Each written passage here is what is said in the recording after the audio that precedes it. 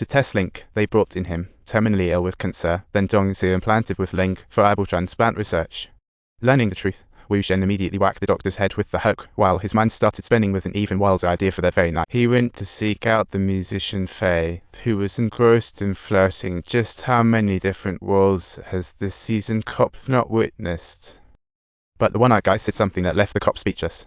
Dongzi explained that ever since the killer took his eyeball, they occasionally shared visual overlaps. He was at the crime scene to stop the killer, but the cop thought he was just trying to dodge suspicion. Just as he was about to pound Dongzi, the leader interrupted him. Once his agitated subordinates calmed down, he calmly told Dong, "If you provide evidence, I'll believe your absurd words." Seeing Dongzi silently staring at the surveillance room, the leader knew he was overreacting. So he took him to the rooftop, where nobody was around, and Dongzi finally relaxed. Then, right in front of the leader, he literally snapped his thumb, tore off one glove, and then the severed parts quickly healed up thanks to the Link's effect. Watching this bizarre scene unfold, the leader was shocked and finally started believing what Dongzi had said. Just then, a phone call. After checking Dongzi's info, his subordinates found all details fake. He didn't exist. The leader immediately prepared to arrest him. But the next second, Dongzi boldly jumped off the rooftop. The panicking leader rushed after him, only to see Dongzi's brain seemingly explode from At that moment, countless bloody fleshy strands sprouted from his head, and he somehow stood up perfectly fine. The bizarre spectacle left the leader utterly dumbfounded. Not until Dongzi left did he react, but by then, Dongzi was gone. Successfully escaping, Dongzi saw Xiaoyi come. Fearing the Link's impact on Xiaoyi, he left but heard it wasn't safe home. He took Xiaoyi to an old theater, promising to retrieve his eyeball. Seeing Dongzi's confusion, Xiaoyi cut open his chest with a knife. To Dongzi's astonishment, the wound healed due to a few blood strands. Healing right before his eyes, Dongzi realized Xiaoyi had also been implanted with the Link, instantly feeling a warm sense of camaraderie that he thought had lost as a monster. He kissed Xiaoyi passionately. As Dongzi slept peacefully after their night, the killer initiated a visual link, showing torn sketches of 3 girls. In the next moment, a tormented man appeared, who was none other than the musician Z he had previously captured. Wu Zhen took out his phone, wrote an address telling Dongzi to be there at 11 p.m. to save him, or become his next collection. No prize for guessing the killer wanted to lure Dongzi. An hour ago, Dongzi learned Z was kidnapped. Dongzi was about to rescue him when Xiaoyi saw organ hunters on surveillance. Meanwhile, Dongzi received a video on his phone of his injured boss lying on the ground. Realizing he had inadvertently caused this, he was at a loss when he suddenly heard the dog. Seeing this, Xiaoyi told him to escape the other way, while had hold them off. Dongzi wanted to refuse, but Xiaoyi's confidence stopped him. Ultimately, Dongzi decided to leave first. Xiaoyi, left behind, tried to stall for time but was quickly surrounded by a crowd. But Xiaoyi wasn't afraid. He started to joke around. The thug swung an axe at his face, thinking it'd quiet him down. The next second, Xiaoyi's face miraculously. The two were ecstatic at this sight. It turned out Xiaoyi was also a Link user.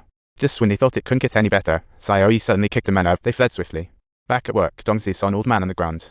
Rushing to help, he was blindsided and knocked out by a big guy behind. When he woke, hands tied, seeing no mercy for the old man, Dongzi fought back, leading to the wild start.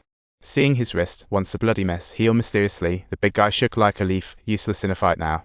Dongzi took down the thug in just a few moves, but when he went to help the old man shouted out the word monster, leaving Dongzi. He realized he'd always be seen as an outlier by ordinary people, no matter what. Feeling rejected, he nearly broke when Xiaoyi visited.